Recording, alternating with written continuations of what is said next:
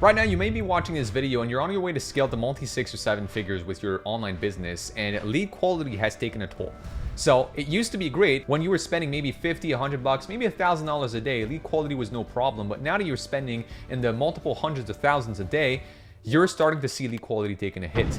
Now, your appointment setters or closers are bothering you about that, and you want to find a way to fix it. That's what I want to share with you in today's video, is how to fix lead quality with your Facebook ads at scale for most of us online businesses. So, starting out with this video right here, and what usually happens and what most of us do when we first start with a VSL funnel, a call funnel, a webinar funnel, name it, we're usually going to optimize right here for a lead event, okay? So what's happening is we go on Facebook, we take the conversion event at the ad set level, we say lead, and on the back end, say, as an example, you're using go out level, you're simply triggering the fact that anytime somebody fills out a form, you trigger a lead event back to Facebook. So now that works, but there's always going to be a bottleneck to that at scale. That's because Facebook doesn't know what's a good or a bad lead. Facebook doesn't know what lead ends up booking a call or what lead ends up closing into an actual customer at the end of the day.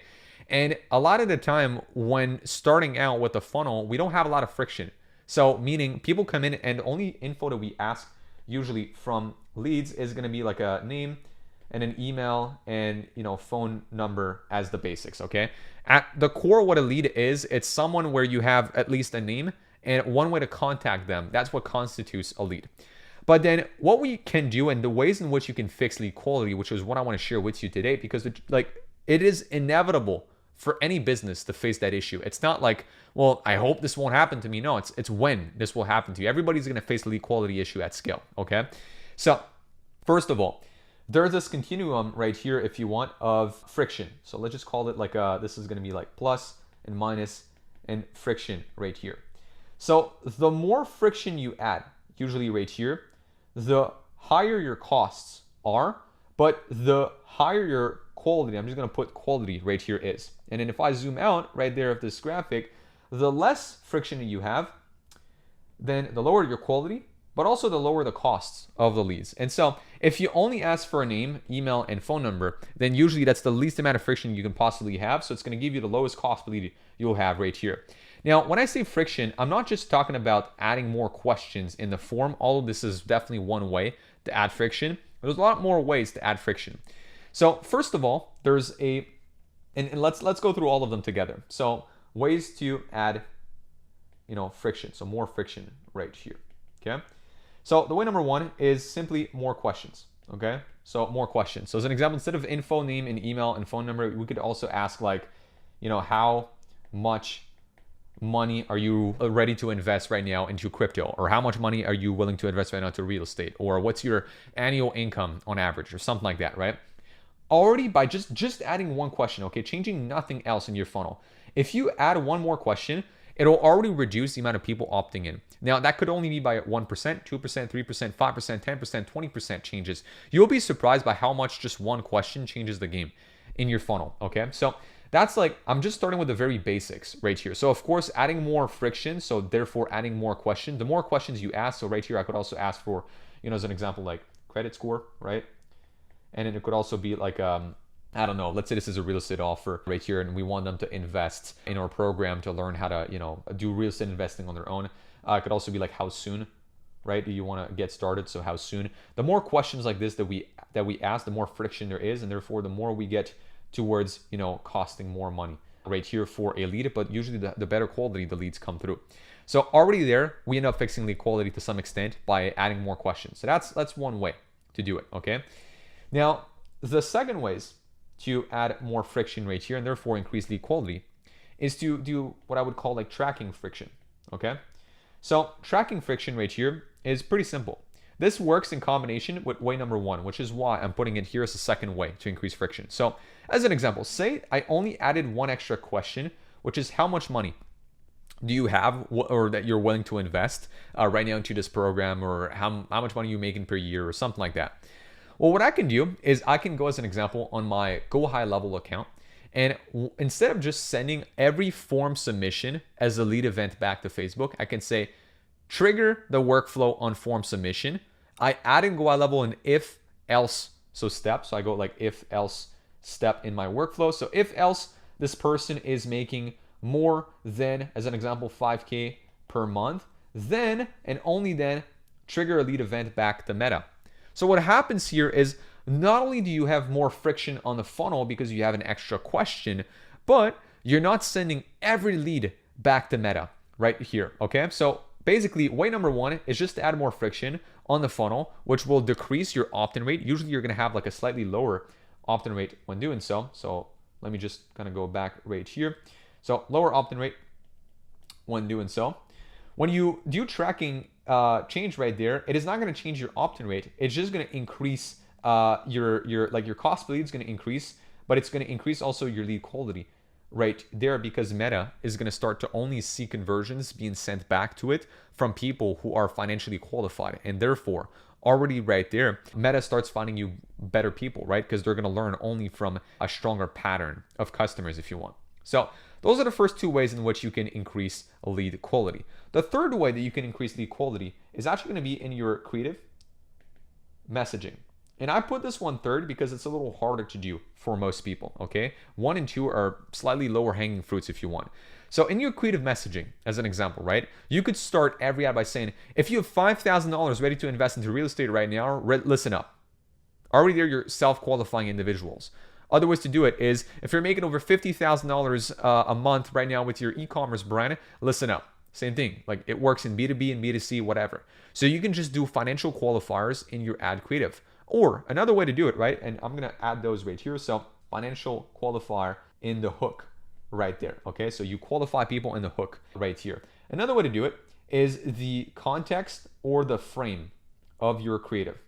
So what I mean by this is, if you don't want to talk to brokies, in other words, okay, if you don't want to talk to people who are just getting started out in the space, they don't go flashing cars and watches and this and that. Like, this is not going to attract someone who already has money, okay? Like, the people who have money, they care about the logic and the behind the offer and the proof that you have that this works, okay? They don't care about the cars and the watches and this and that. So if you're flaunting all your money in your ads, then stop doing this, okay? If you're simply sitting out, say, in a very nice penthouse, what looks like is a very nice, furniture in the background, which is the type of stuff that it's like, if you know, like the couch is like a $10,000 couch, then people are like, wow, like the setting already feels nice. And then you're talking like your spitting game. You're talking about stuff that logically makes sense, and you have proof and testimonials to back this up in your ad. Then you look like the guy that is attracting a high ticket clientele, right? So if you're out here just like, hey, I'm here right now in my Ferrari and I was just driving to the gym, and then I'm filming this at an angle where I'm like clearly showing my watch and my AP. It's like, dude, you're targeting people with no money when you're doing this, okay? So the context and the frame by which you're just shooting the ad will definitely also impact the amount of leads, or the quality of leads, I should say, to come through this funnel. The fourth way by which you can actually fix your lead quality is to change your optimization event. So instead, very simple, instead of optimizing for leads in your ad, you just change your optimization event at the ad set level to like an application, as an example, or a booked call, or even a closed deal, okay? So going back to very easy to do with Go Out Level, which is why I mainly go back to these guys on today's video. But on Go Out Level, you can just set up a workflow where the trigger is when somebody fills out an application. So as an example, say you have a very generic VSL funnel. Leads are getting sent to an opt-in page. They opt in, they become a lead. Then it gets sent to a video. They watch the video. If they like it, they click a CTA button. It brings them a pop-up form, which is an application. You ask them 10 questions. Once they fill this out, then if they're qualified, they go to the next step, which is going to be a booked call. Once they book in a call, then they go on a call, of course, with the closer. And once the closer closes the deal, they move the deal in the pipeline on GHL to the one stage, and then boom, now the deal's closed. So what you can do is, all of those are triggers that you can use as an event to send back to Facebook. So I can say on GHL, I can do a workflow where if somebody fills out a survey, right? So if somebody fills out a survey, then send an application submitted on Facebook to my conversion API, so my CAPI right here. Or booked appointment, again, I could do a trigger right here where somebody books an appointment schedule, it's called, on Meta, or like a appointment / a schedule event on Meta right here. Or closed deal, I can send a purchase event back to Meta. And then now you can start optimizing your events or your ads based on those events. So like if you were traditionally optimizing based on leads, optimize on applications, because of course, anybody who has gone through the application has more intent than someone who went through only the first opt-in. So therefore, you're going to get a higher quality of leads when doing this. If you start optimizing for booked appointments, then those are leads who are probably going to be not only qualified, but are also going to essentially like go down your funnel and book an appointment with your sales team. Same thing when it comes to a closed deal.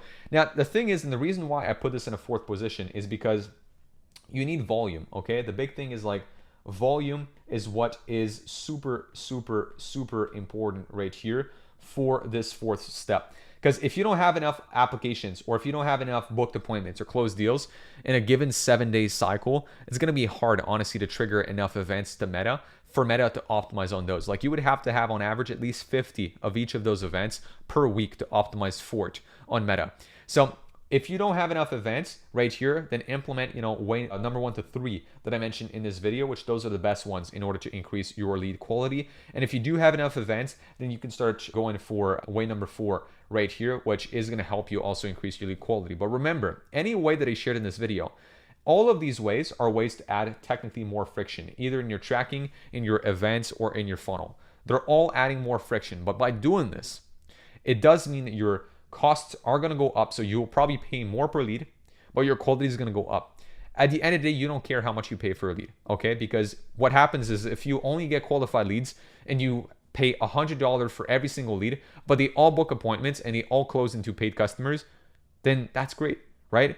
Whereas if you get $10 cost per lead, but you only book, say, as an example, 5% of those leads, then already there, we're talking about like a $200 cost per appointment, and then you're only closing 20% of those appointments, then we're talking about, and I'm trying to do math mentally, I think we're talking $1,000 CAC at this point. So fact check me on the math right here. This was just top of head math, but nonetheless is like your costs, the point is your costs are going to be higher if you just only optimize on front-end metrics like cost per lead. And if you start optimizing, say, on applications or booked calls or closed deals, it'll for sure jack up your cost per lead, but it'll make those back-end costs lower, which is what you want at the end of the day. You're always like, even if you're optimizing for lead quality, what you want, you don't care about lead quality. What you care about is CAC, right? It's like you want the lowest CAC possible, okay? So in other words, the lowest customer acquisition cost. So that, of course, plays a big role, meaning lead quality plays a big role in having a good CAC, but at the end of the day, that's all you care about. And that's why I'm showing you those 4 ways to make this happen. Now, if you made it all the way through and you want to work with us in any capacity, shape, or form, there's going to be 2 links for you in the description below. One, to work with us on a done-for-you basis. There's our agency, which we do all of this day in, day out for online service-based businesses, coaches, agencies, and e-com brands.